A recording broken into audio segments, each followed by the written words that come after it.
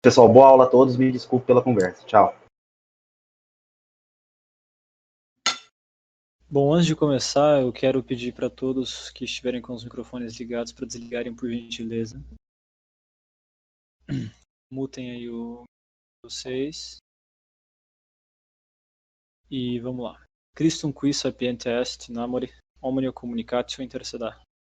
Toda sabedoria está em Cristo, que a comunica conosco através do amor. Panta ois doxan Deo poiete. Toda glória seja dada a Deus. Bom, pessoal, boa noite a todos. Sejam todos bem-vindos. É um prazer tê-los aqui. Mais uma noite de domingo, como de costume aqui no Ad Infinitum. E eu fico muito feliz em anunciar hoje, e em apresentar, melhor dizendo, a aula do Slupko. O Slupko, que é um dos maiores estudantes, conhecedores da Escola Austríaca de Economia, para ministrar exatamente sobre ela. O nome da aula, o título da aula, como vocês viram no geral, é Fundamentos da Escola Austríaca de Economia. E para quem conhece os primórdios da minha caminhada intelectual, sabe que um dia eu já fui muito interessado por esses assuntos e, enfim, já gastei longas e boas horas estudando sobre esse tema e por isso, especialmente para mim, é um privilégio estar na aula de hoje para escutar alguém que com certeza tem muito a me ensinar a respeito desse assunto. O Slupko, além disso tudo, é uma grande autoridade em economia, de modo geral. Por isso, não esperem somente uma exposição a respeito da escola austríaca de modo restrito, mas de modo estrito, melhor dizendo. Mas esperem uma aula de exposição de economia de fato. E já antecipando o que eu acredito que a aula chegará, o cálculo econômico austríaco é de fato o cálculo econômico. Mas enfim, eu não quero me alongar muito, fiquem com a aula, é com vocês, Lúpico.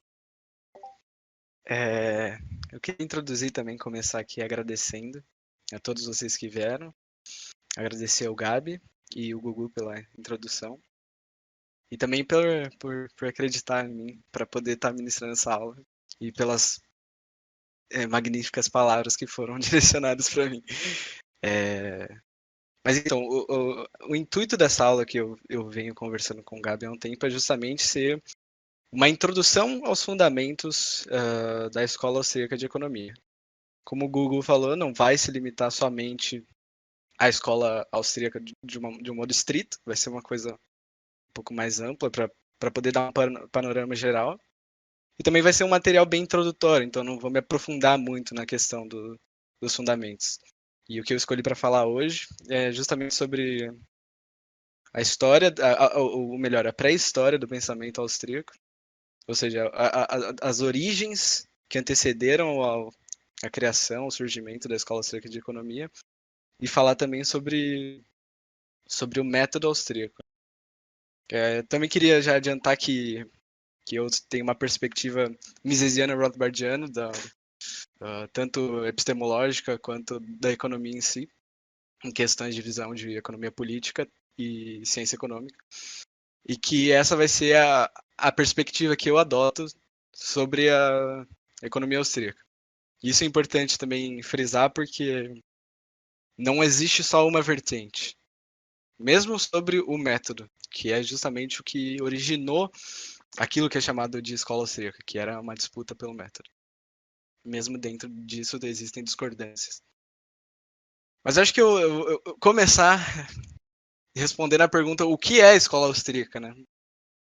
E acho que é interessante a gente frisar que a escola austríaca, e provavelmente a maioria de vocês aqui sabe, não é um lugar na Áustria que tem uma universidade, algo do tipo.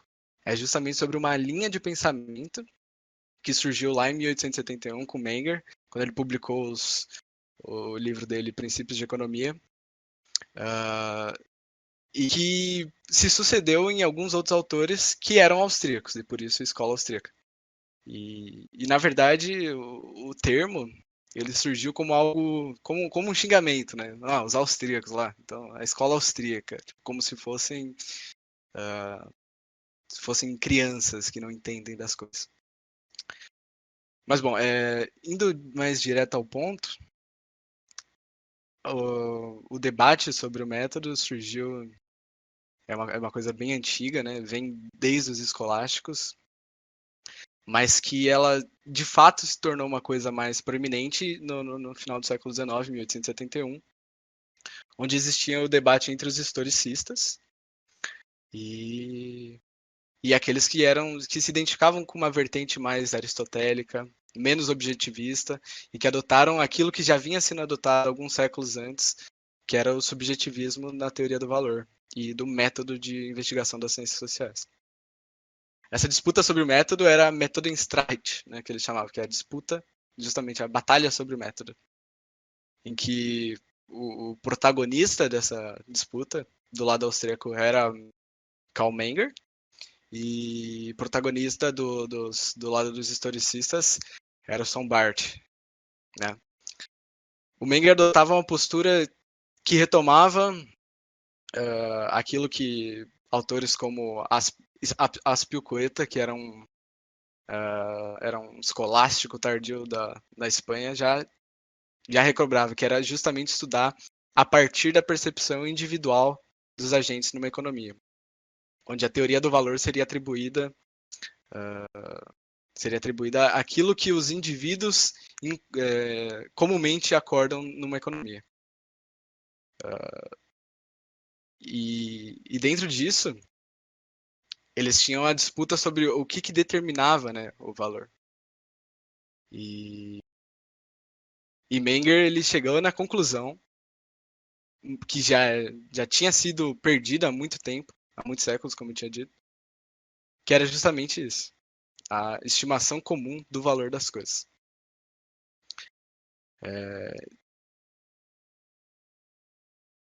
A partir disso, calma, só um minuto que eu sou meio nervoso aqui, rapidinho.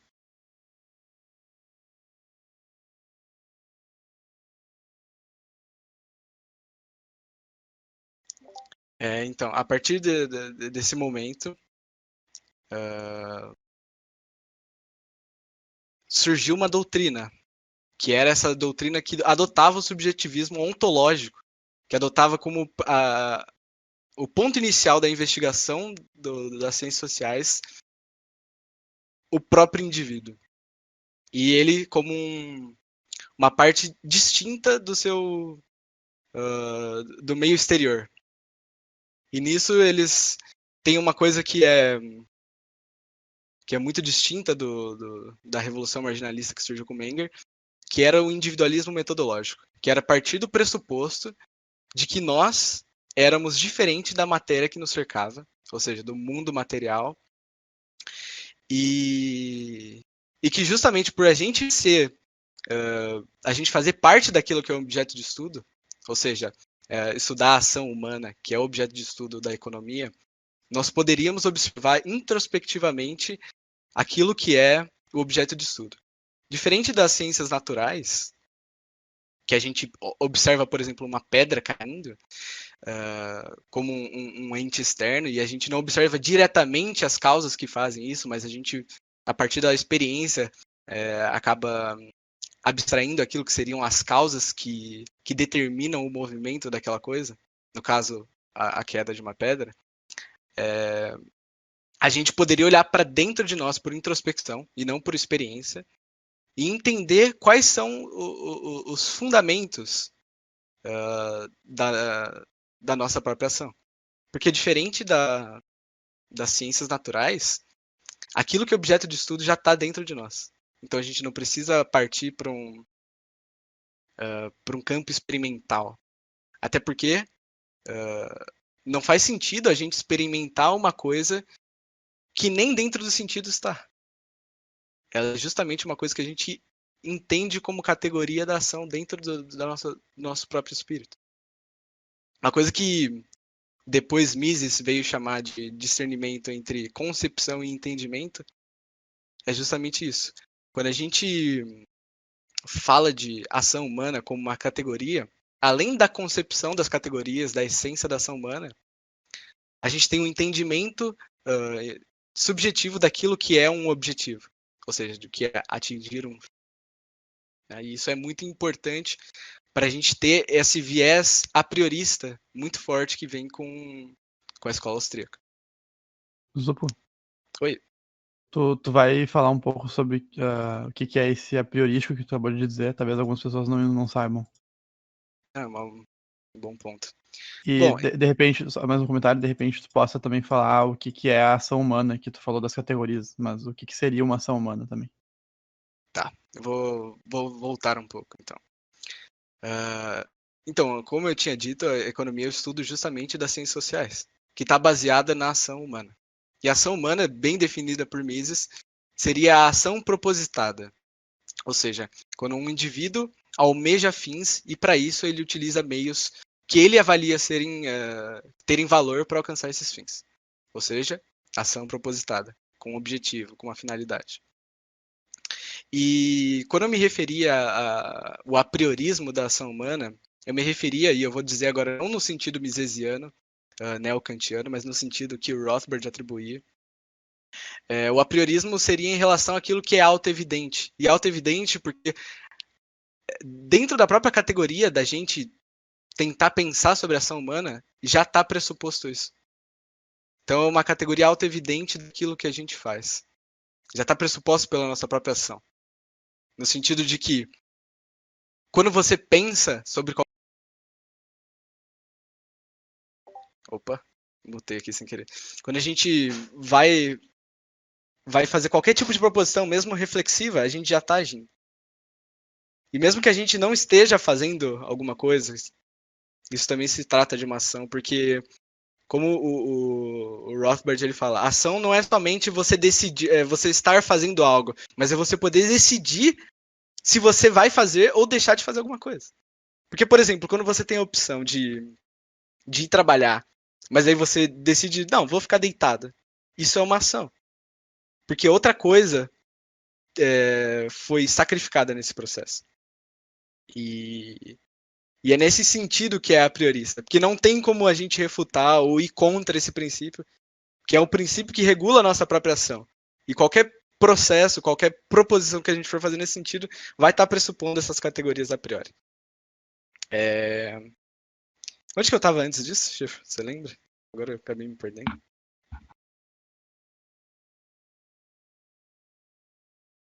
Chief?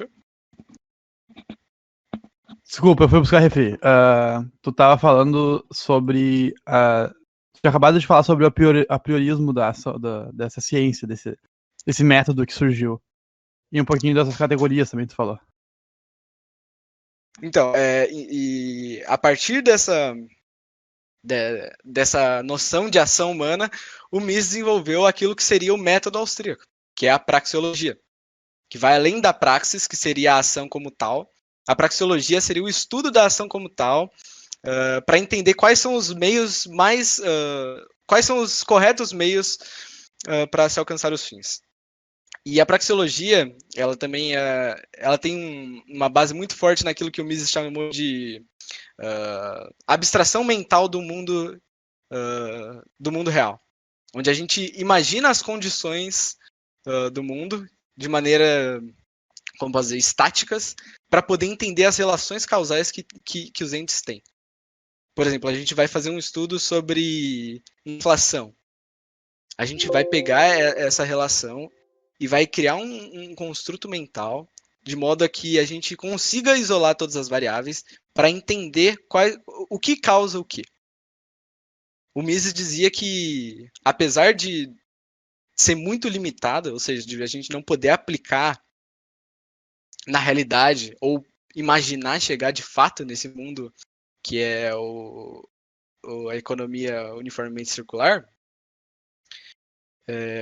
ela é muito interessante para a gente chegar naquilo que depois no Magnus Opus do Rothbard ele chamaria de método realista causal de investigação. E isso se dá porque só a partir desse método, ou seja, a gente abstrair as dinamicidades do mundo, ou seja, abstrair os acidentes e se atentar somente àquelas coisas que são de fato essenciais numa relação entre duas coisas, que a gente poderia entender a causa das coisas. Se a gente aumenta, por exemplo, a oferta monetária, necessariamente isso tem como efeito inflação. A gente pode ter um exemplo em que se aumenta a base monetária no mundo real e ainda há deflação. Mas isso é porque o mundo não está conectado nesse mundo imaginário simplesmente de relação de duas variáveis, de oferta monetária e valor monetário, ou seja, de a razão que tem entre os bens na economia e a moeda. Mas isso dá uma ferramenta muito forte para o economista para ele poder avaliar justamente a causa das coisas e não exatamente o que acontece no mundo real. Porque isso necessita daquilo que depois eles vão falar que é a relação entre a teoria e a história. Né? Por exemplo, no livro A Grande Depressão Americana, se trabalha muito essa questão da história, não somente a teoria. Porque pro Mises e pro Rothbard, a história ela deve ser avaliada como nos prismas da teoria. Ou seja, é uma arte em que, além da concepção da praxeologia, ou seja, entendendo quais são as categorias da ação humana, entendendo quais são as necessidades, ou seja, a questão ontológica do ser humano, a questão epistemológica, quais são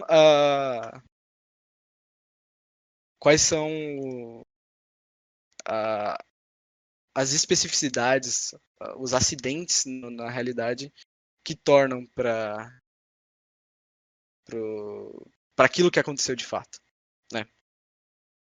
E esse entendimento que eles se referiam era justamente a interpretação do cientista. Ou seja, na visão do cientista, ele se colocaria na perspectiva daquele ocorrido em específico, no caso da depressão dos políticos em que estavam no caso, dos empresários, e se colocar no lugar deles, imaginar qual que era a finalidade que eles tinham, com base nos dados que eram fornecidos, e por isso uma arte, porque não é de fato científico nesse sentido, mas que é alicerçado à praxeologia, ou seja, ele ainda assim tem uma base naquilo que é a relação causal entre os meios e os fins. E agora voltando também a uma questão muito importante do método, é a gente dizer o porquê que eles não pegam agregados dentro da explicação econômica. Quando eles vão explicar a economia de fato, por que não se tem agregados e se utiliza o individualismo metodológico. Isso acontece porque qualquer coisa que a gente tornar uma abstração e criar como um ente real, isso criaria distorções e coisas que não são de fato. Tornariam-se metáforas que levariam ao absurdo, como se grupos agissem, como se entidades agissem e não se indivíduos tivessem propósito e agissem por eles próprios. Eu acho que agora é melhor parar por enquanto e perguntar se vocês têm alguma dúvida, porque eu acho que eu me estendi demais, acabei saindo um pouco dos trilhos. Eu não entendi essa última parte de grupos e indivíduos agindo individualmente. Como assim? Não, o que ele. É que eu não entendi mesmo o finalzinho. Eu não consegui ouvir mesmo o que você falou. Travou? Eu acho que a explicação.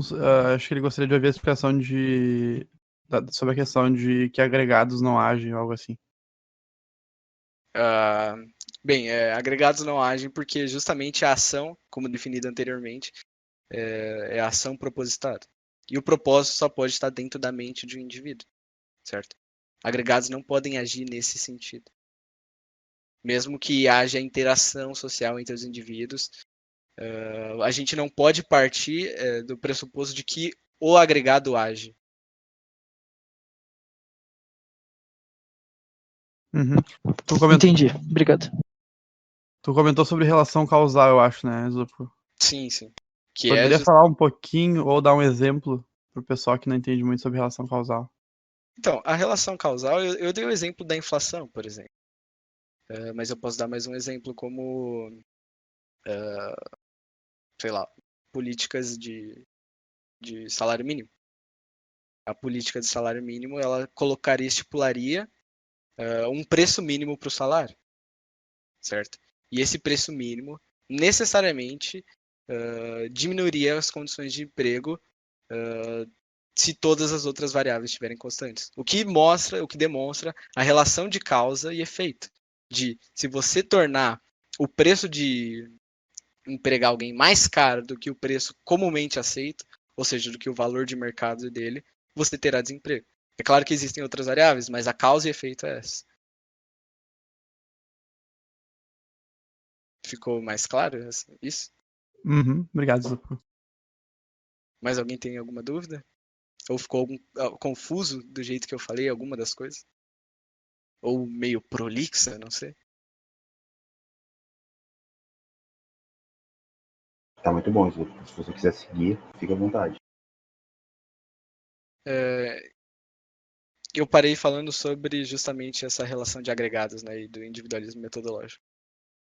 Outra coisa que eu acho que é importante frisar é também a relação do dualismo metodológico, né?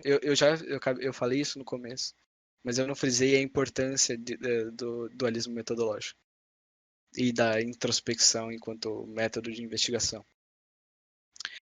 Mas o dualismo metodológico, ele se dá por conta de que nós, seres humanos, diferente daquilo que a gente observa ao nosso redor, a gente tem a capacidade de decisão.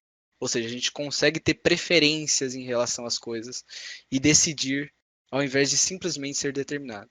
E mesmo que isso não necessite, à primeira vista, de uma prova, porque você mesmo prova isso ao fazer suas escolhas, existe a prova de que nós temos livre-arbítrio. E de que não é apenas um subjetivismo que ele é aparente. E é por isso que eu me referi ao subjetivismo ontológico. Porque quando nós tomamos decisão, não é a percepção de que nós estamos fazendo escolhas, de que nós preferimos coisas, de que nós agimos. Isso é de fato uma concepção. É o conceito de fato, em que na nossa essência nós conseguimos moldar aquilo que vai acontecer no nosso futuro, de certo modo. Ou seja, nós conseguimos vislumbrar o futuro e fazer escolhas em relação a isso. Sempre. E uma das chaves principais da escola austríaca é justamente essa distinção, em que nós não somos o nosso meio. Nós não somos determinados pelo nosso meio, mesmo que, claro, que somos influenciados nas nossas decisões. Por exemplo, se você não tivesse com calor, provavelmente você não compraria um sorvete num dia que você tá suando igual um desgraçado. Mas isso não quer dizer que o calor determinou. Você tem, em última instância, o poder de decisão. E isso torna o dualismo metodológico uma coisa muito importante que outras escolas, por exemplo, não levam tanto em conta. Até porque uma das coisas mainstream que a gente tem hoje é o behaviorismo, né? É a economia behaviorista, comportamental, que estuda o ser humano não introspectivamente, não olhando para dentro de si e entendendo as essências que compõem a natureza do ser humano, mas olhando para os outros seres humanos como se eles fossem objetos de estudo, como se fossem cães, como se fossem ovelhas, lobos. E isso é contraditório, né? E os austríacos provam isso ao demonstrar que o próprio cientista comportamental, cientista economista comportamental, ele não se considera parte desse grupo. Ele tem uma visão prospectiva, diferente dos austríacos que têm uma visão de fora para dentro, né? Nós olhamos para dentro de nós mesmos para achar aquilo que está dentro da nossa essência. E é por isso que também vem aquilo que Mises viria a chamar a importância de se distinguir o método das ciências naturais para as ciências sociais. Né? Alguma dúvida em relação a isso?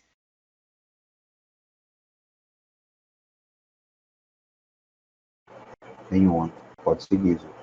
Muito bem explicado. Também uma questão muito importante que eu já falei algumas vezes, inclusive num debate que eu tive recentemente, é sobre a questão da matematização da economia. Os austríacos, em geral, desde Menger, não têm uma afinidade muito forte com equações. E isso não é por causa de simplesmente não dominar a ferramenta da matemática, mas é entender justamente a questão do subjetivismo, do não determinismo e também de que as ações elas estão contidas dentro do tempo, né? E uma coisa muito preciosa para os austríacos é justamente levar em consideração a ação através do tempo, em que nós utilizamos os meios no presente para alcançar um fim no futuro, certo? E quando a gente usa matemática, a gente usa uma formalização matemática, a gente tenta tornar tudo simultâneo. Por isso que é uma equação. Nós colocamos no mesmo momento coisas que acontecem em momentos diferentes. Um autor austríaco chamado Hans Mayer, ele fala muito bem sobre isso, é um dos autores, inclusive, que eu mais gosto falando sobre o formalismo austríaco, que ele fala que quando a gente tenta criar equações no âmbito da ação humana, que toma lugar no tempo, a gente tenta criar uma relação genético-causal de coisas que acontecem em momentos diferentes, só que como se elas fossem simultâneas. E fazer isso é perder a própria essência da ação, que é o tempo. Né? E muito importante é a gente entender também outro princípio que está em volta da filosofia austríaca, não só do pensamento em questão de economia, que é que a gente não deve multiplicar os entes, a gente não deve tornar mais complexo uma coisa que pode ser mais simples. Né? E a explicação verbal, ou seja, a lógica verbal, formal e abstrata, ela é capaz de fazer isso, justamente porque ela consegue compreender essas esferas temporais, ao mesmo tempo em que consegue denotar diferenças nas essências, e não tem um significado só operacional, como a gente tem na matemática quando a gente vai fazer uma equação. Ela tem um significado por si só. Se a gente vai usar matemática, a gente acaba tendo que multiplicar esses entes, porque a gente tem que, primeiro, pegar, explicar uma coisa, tornar ela de forma matemática, ou seja, equacionar uma coisa que foi explicada anteriormente, e depois da equação, retornar para a linguagem verbal. O que multiplicaria e tornaria muito mais complexo do que é necessário, caindo naquela questão da navalha de Ockham, que exige uma explicação mais simples possível para algum problema. Ou seja, se a gente tem um problema e eu dou uma solução que ela é mais simples e ela de fato resolve o problema, ela deve ser utilizada e não a matemática. Além daqueles problemas de tornar estático aquilo que é dinâmico, porque a ação está dentro do tempo. Né? Alguma dúvida em relação ao formalismo matemático? Porque muita gente tem problema com isso. Eu Não? teria uma dúvida mais na tua frase que relaciona a ação humana com o tempo. Acho que tu falou a frase que parte da essência da ação humana é o tempo, ou algo assim. Deve falar um pouco mais. Não exatamente a essência da ação humana é o tempo, mas que a ação humana ela está contida no tempo. Justamente porque os fins eles são uma expectativa de algum estado de coisas, né? E essa expectativa leva em conta sempre o tempo. Era isso que era a sua dúvida? Uhum, é. Não é a essência da ação, mas sim que a ação está contida no tempo. Mais alguma dúvida? Eu tenho uma dúvida sobre o método quantitativo, matemático. Pode fazer. Tudo bem, ele não se sobrepõe à análise praxeológica. Mas ele é visto pela escola austríaca como pelo menos útil dentro de alguma instância, dentro da análise econômica. Assim, eu não vou dizer que ela é inútil, porque, por exemplo, no próprio Homem, Economia e Estado, o Man, Economy and State, ele tem relações gráficas. Mas isso é por questão de comunicação acadêmica, né? Se a gente pegar o Ação Humana, Mises não tem uma equação. Porque Mises ele foi muito rígido nessa questão de estipular que a linguagem matemática ela só torna mais complexas as coisas e ainda gera um problema, que é perder a dinamicidade, né?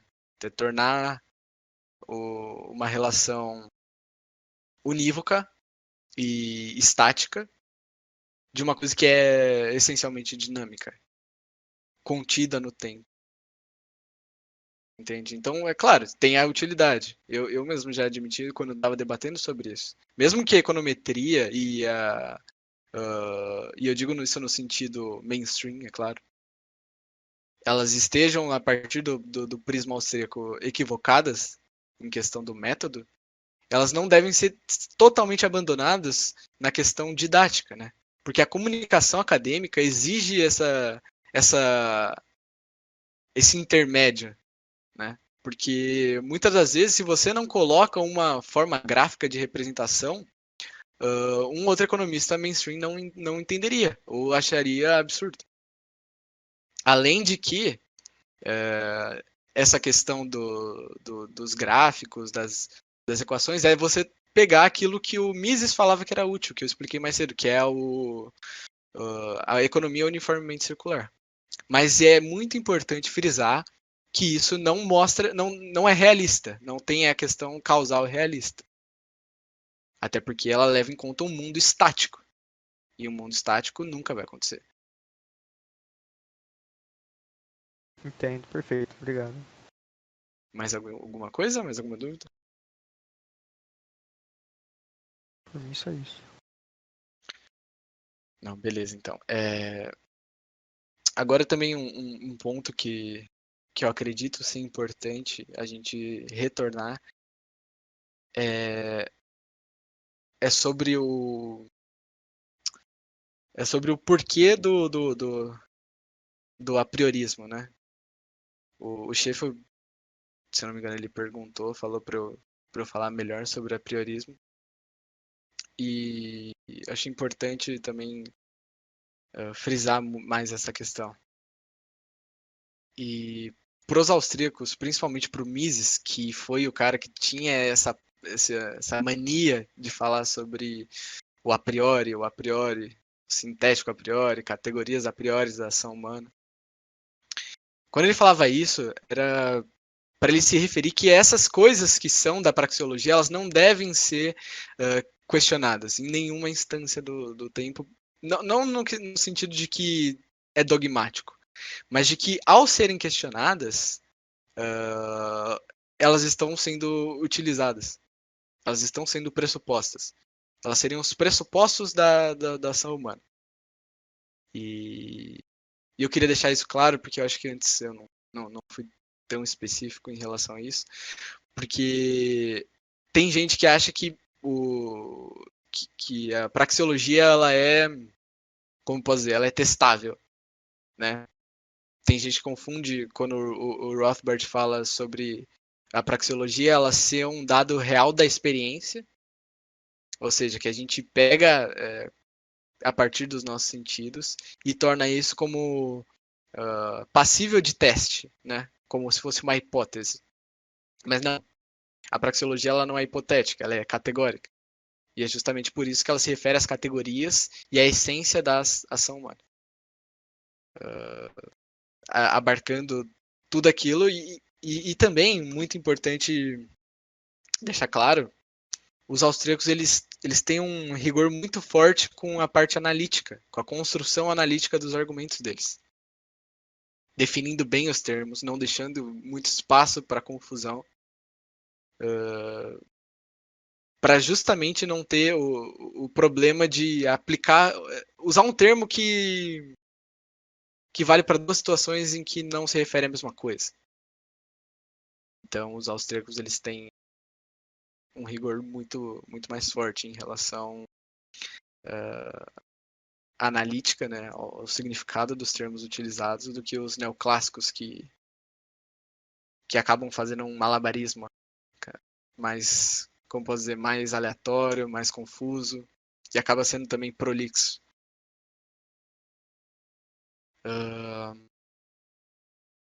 Eu acho que vou parar por enquanto para comentários.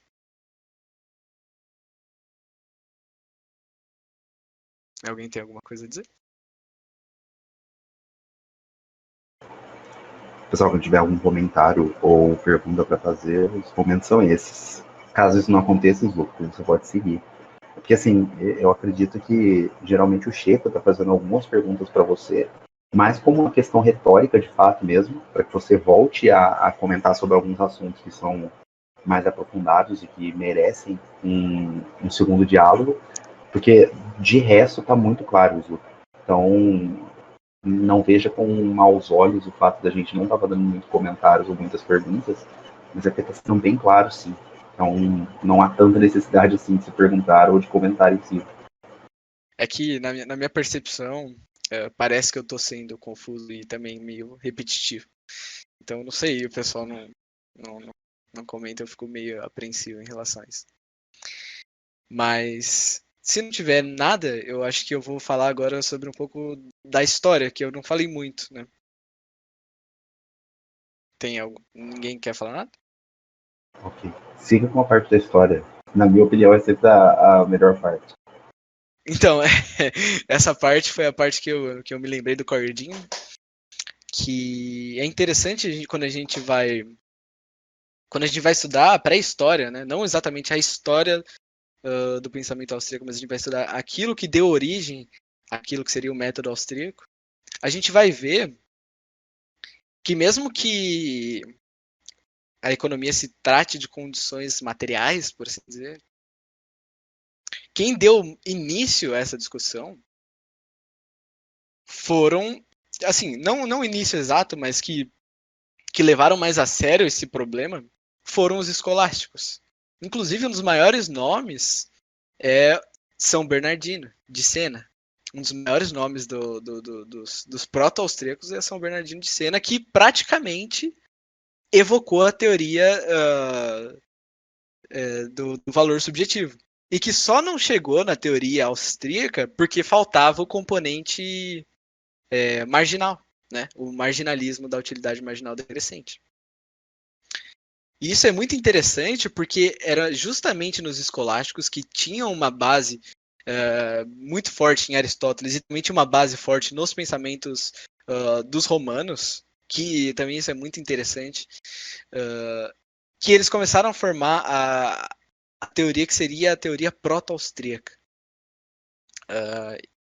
E isso se divide em vários países, né? Comumente é atribuído aos calvinistas, né, os protestantes, o início do estudo da ciência econômica, mas na verdade isso vem muito, muito de antes, desde o século XII, desde Tomás de Aquino, que já discutia as questões sobre estimação, valor justo, preço justo. E é claro, tinha uns problemas dentro dos escolásticos com a questão, por exemplo, do não reconhecimento de juros como uma parte do preço, mas ainda assim eles tinham um entendimento muito avançado em relação à percepção, ao individualismo metodológico. Claro que não de maneira avançada como foi feito no século XVIII, chegando lá com Sé, Turgot e esses economistas já clássicos, mas de uma maneira que deu muita força. Inclusive o Menger ele cita os escolásticos de Salamanca. Isso que é muito interessante. E a gente vê que, na verdade, a escola austríaca é a escola escolástica. Né? A maior força vem de lá.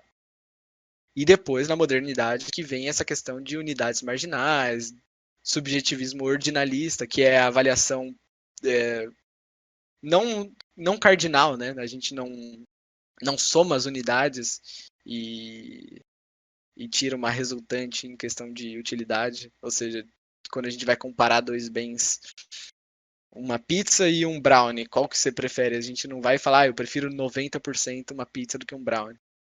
Né? É justamente o ordinalismo que veio com Menger e com os austríacos. Mas já foi uma porta muito forte. Né? E além disso, os escolásticos de Salamanca também desenvolveram muito daquilo que viria a ser a teoria bancária austríaca. Ou seja, de como funcionam os bancos, teoria de depósito, aquilo que deve estar dentro do contrato. E ao contrário da formulação moderna, mainstream, da teoria bancária, os próprios escolásticos, retomando o conceito que vinha desde os romanos, já entendiam, por exemplo, que as reservas fracionadas eram uma fraude, um crime contra o cara que depositava o dinheiro naquele banco. Né? E isso foi perdido. Isso que é engraçado, que por alguns problemas que teve dentro da própria igreja, ou seja, com os escolásticos, que tinha algumas suspeitas de heresia dentro de alguns autores, foi perdida a essência subjetivista, né? E que chegando a Adam Smith e outros autores, eles já não levavam mais em conta a estimação comum do valor, que para eles era intercambiável com o valor de mercado. Né? Então, como posso dizer, essa perda dos valores austríacos, proto-austríacos, foram que, no fim das contas, até pode-se dizer, culminaram no marxismo. Porque o valor trabalho já não era mais levado a sério, mesmo nesse século.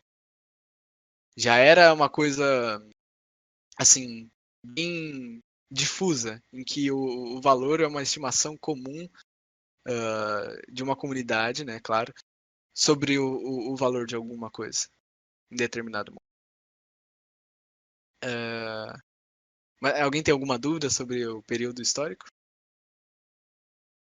Eu tenho só uma curiosidade para falar. Algumas frases do próprio Karl Menger, no seu Teoria do Dinheiro, são paráfrases diretas do São Bernardino de Sena.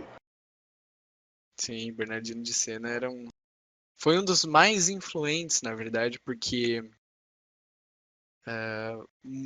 a maioria daqueles que retomaram o pensamento depois da modernidade, por assim dizer, depois do século XVII, século XVIII e até século XIX, mesmo que não citassem diretamente São Bernardino de Sena, eles tinham influências em autores que eram diretamente influenciados por Bernardino de Sena, que eram um proto-austríaco dos grandes. Mas acho que não tem mais muito o que falar, né? Eles falavam, já preconizavam a teoria monetária, teoria bancária, teoria do valor subjetivo. Assim, claro, eles não eram partidários ferrenhos do laissez-faire, ou seja, eles não eram dos maiores... sim, eles não eram próximos ao libertarianismo nesse sentido. Mas também é interessante a gente entender que o método austríaco ele não tem a ver diretamente com o libertarianismo, né? Que ele não é ideológico, ou seja, ele não foi um método criado para justificar o livre mercado. Tipo, quando você pensa, sou favorável ao livre mercado, preciso criar uma teoria para resolver isso. Não. Foi justamente o contrário. Eles estavam buscando a verdade de como que as coisas se comportavam na realidade. E foi aí que chegaram ao método austríaco. E é por isso que nem todo austríaco é libertário, nem todo austríaco é um ultra defensor do laissez-faire. É só uma questão de defesa do método. Eu acho que é isso. Acho que não tem mais muito para eu falar, não. Não por hoje, pelo menos. Antes de você terminar, eu só tenho uma última pergunta, Zúpico. Tem como você mandar alguma foto da onde fica, em caráter histórico mesmo, essa famosa escola na Áustria? mas eu falei no começo que não tem, pô. Ô, Shiluki. Oi. Ó, eu queria falar Pera que a tua aula passou no meu crivo anti-economia, tá? Mas Passou? assim, eu não aguento mais ser refutado que economia é bom, mas eu gostaria de pedir a licença poética pra continuar odiando a economia em paz, sem que ninguém me enche o saco. Pode ser? Como assim, cara? Sua aula foi maravilhosa, sua aula foi incrível. Mas eu quero continuar falando que economia é merda, só que eu não consigo, porque vocês me mostram coisas que me fazem acreditar que economia não é merda, mas eu quero acreditar que economia é merda. Então, mas tem um santo aí que não gosta muito dessas suas ideias, cara. O que a gente vai fazer agora? Eu fui refogado com abóbora, brócolis e alho, né? Então, tem que tomar cuidado, velho. São Bernardino de Siena tá te assistindo de longe. Rogai por nós. Mas enfim, agora, falando um pouco mais sério, alguém tem alguma pergunta para fazer, algum comentário para fazer sobre essa aula do Zúpico aqui? E antes que faça uma pergunta, o Zúpico, você pretende continuar essa aula? Então, eu acho que se eu puder fazer essas próximas aulas, eu queria fazer sobre progressão dos temas, né? Porque, assim, essa foi minha primeira aula e eu acho que eu fiquei meio confuso, muito nervoso em alguns momentos. Mas eu acho que tem como continuar sobre a questão metodológica, explicando melhor sobre praxeologia, mas também ir aprofundando sobre as teorias austríacas, que não era o foco mesmo de fazer hoje, mas de ir fazendo, por exemplo, explicar a teoria do capital, a teoria da moeda, a teoria da preferência temporal, dos juros, outras teorias que conflitam com a teoria dos juros com base na preferência temporal, e assim vai. Tudo bem. Eu esperaria ansioso. Sabe o que eu ia dizer, Zúpico? O negócio seria hiper interessante. Tu explicar um pouco sobre a própria lei de utilidade marginal decrescente. Cara, isso... Posso falar? Claro. Então, eu acho muito interessante essa questão da utilidade marginal decrescente, porque para muita gente não tem diferença entre a lei da utilidade marginal decrescente dos neoclássicos, por assim dizer, e dos austríacos. Mas, assim, eu expliquei isso, mas deve ter ficado meio confuso. Para os austríacos, essa relação do marginal, da marginalidade, ou seja, das unidades adicionais, elas não eram cardinalmente contabilizadas. Ou seja, não era aquela questão do cálculo integral e tal, não tinha isso. O Rothbard ele coloca em unidades marginais em termos de ordem. Ou seja, aquilo que é avaliado subjetivamente pelo agente e considerado como valor maior. E isso aí a gente chega na lei da utilidade marginal decrescente, que pressupondo que todas as unidades sejam avaliadas do mesmo modo, a primeira sempre vai ser de maior valor. Uhum. Mas essa relação ordinal é importante ter em mente. Que não deve... Oi. Não, eu tinha uma pergunta, achei que já tinha terminado, mas continua, prossiga. Então, e essa relação de ordem é muito importante para estabelecer aquilo que é o subjetivismo mengeriano que se seguiu na tradição austríaca, né? E é por isso que a gente não vê os gráficos de cálculo integral para explicar a utilidade, porque a utilidade é subjetiva, né? Não é um estereótipo do subjetivismo. É como eu falei, é um subjetivismo ontológico. Ou seja, existe esse discernimento dentro da mente do indivíduo que age. E é por isso que deve ser levado em conta a unidade cardinal e não se homogeneizar os bens na economia, por causa do subjetivismo. Então, os bens são heterogêneos.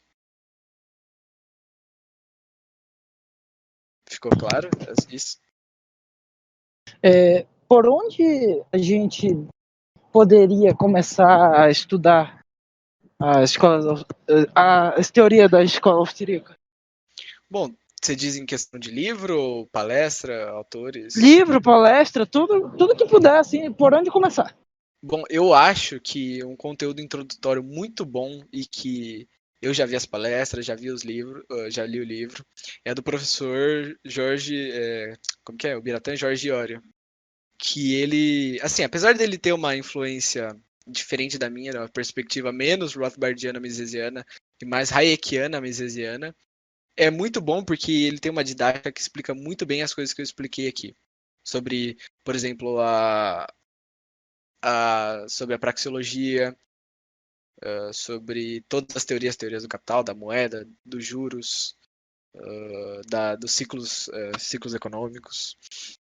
Acho que é muito bom a palestra e o livro dele, que se chama...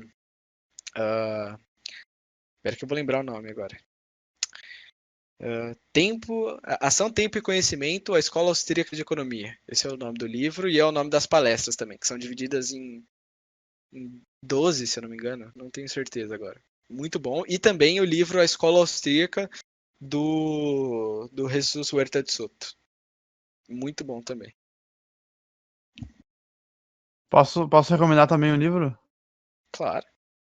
Ludwig von Mises, Ação Humana. Não, mas esse livro ele não é tão introdutório, né? Se você for ver. O cara quer que eu leia o maior livro do mundo, velho. Tem o livro do Hazlitt. Também é bom. Economia em uma única lição? Isso. Mas o do Hazlitt ele é mais refutação, né? Ele é mais mas ele também declara consegue ser bem uma... introdutório. Eu diria pra... Se eu pudesse uma recomendação, seria essa que o Zupo deu. De repente alguma coisa do Ação Humana e depois do Hazlitt. Sim. Já é mais voltado a como é que eu refuto as falácias do mundo utilizando a boa técnica da economia, que é a praxeologia. Tem outro texto também que eu acho que é muito bom, mas ele é muito curto, mas ele vai ajudar muito a entender a base. Não é nem um livro, não é nem um artigo, é o prefácio do Teoria e História do Mises, do Rothbard. Onde ele explica muito bem que, por exemplo, uma teoria para ser austríaca, de fato, ela precisa ter as bases na praxeologia. Isso é controverso entre os austríacos, porque existem autores como Fritz Marlup, sei lá, Kirchner, Hayek, que não adotam a praxeologia de uma maneira tão a priorista, por assim dizer, quanto a linhagem misesiana rothbardiana faz. Mas o prefácio é muito bom. São, acho que 2, 3 páginas, 4, não tenho certeza, mas é muito bom. O livro Fatos e Falácias da Economia, do Thomas Sowell, também é muito bom. Para os mesmos motivos desse que o Sheffield falou, do Henry Hazlitt.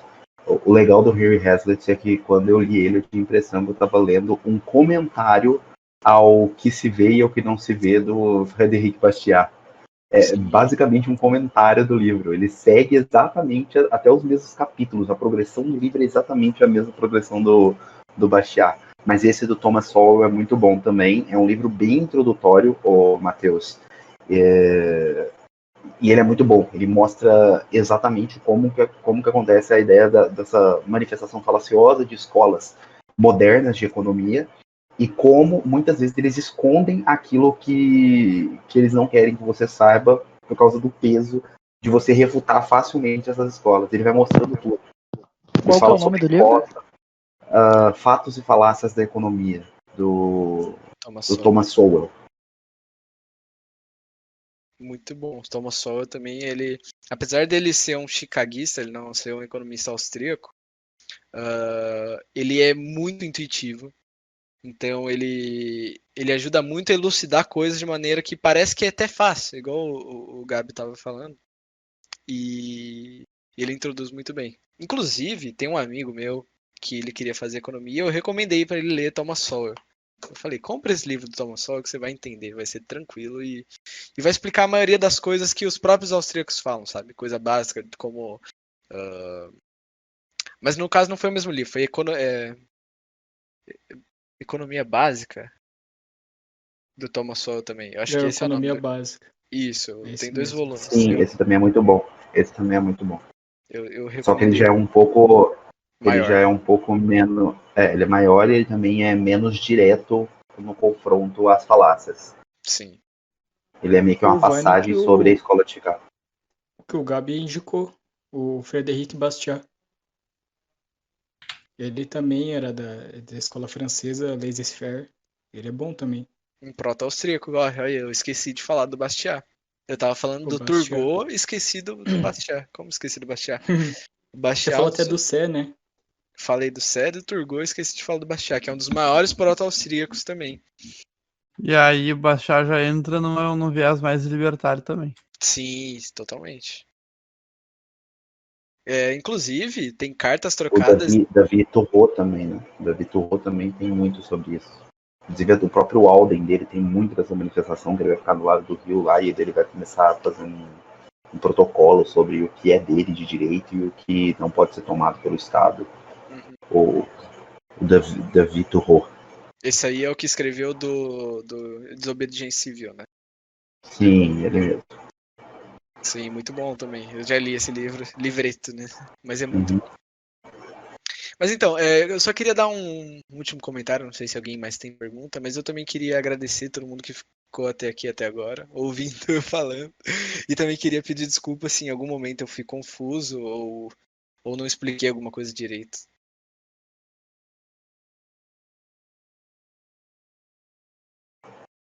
Tudo muito bem. Você vai encerrar a aula oficialmente agora, ou Slopo? Acho que sim, não tem mais nada que eu possa adicionar agora, eu acho. Então tá bom, cara. Muito obrigado pela aula. Não esperava menos de você.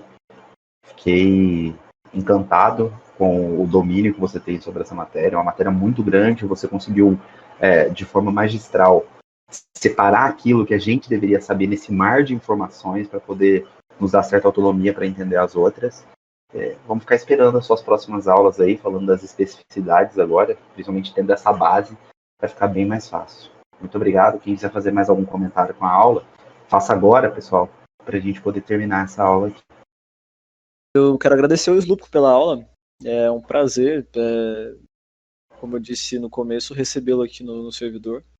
Saiba que são poucas pessoas que têm o direito, eu digo assim, de dar uma aula nesse servidor, até mesmo porque nós prezamos muito pela qualidade do conteúdo que é apresentado e de quem apresenta.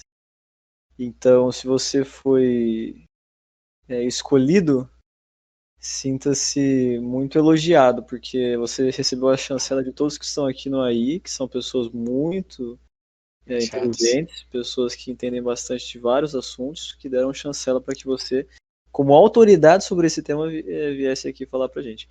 E a sua aula confirmou as expectativas de todo mundo aqui, inclusive a minha, né? Até superou as minhas expectativas. Eu imaginei que fosse uma aula um pouco mais pelo tempo, eu imaginei que você fosse usar essa aula mais como uma espécie de introdução somente do assunto para depois prosseguir nas demais aulas em assuntos específicos e tal, mas nessa aula você já entrou em alguns detalhes que são mais incisivos na escola austríaca, que são mais complexos da escola austríaca, e eu achei fantástico isso, além de ter sido apresentado com uma maestria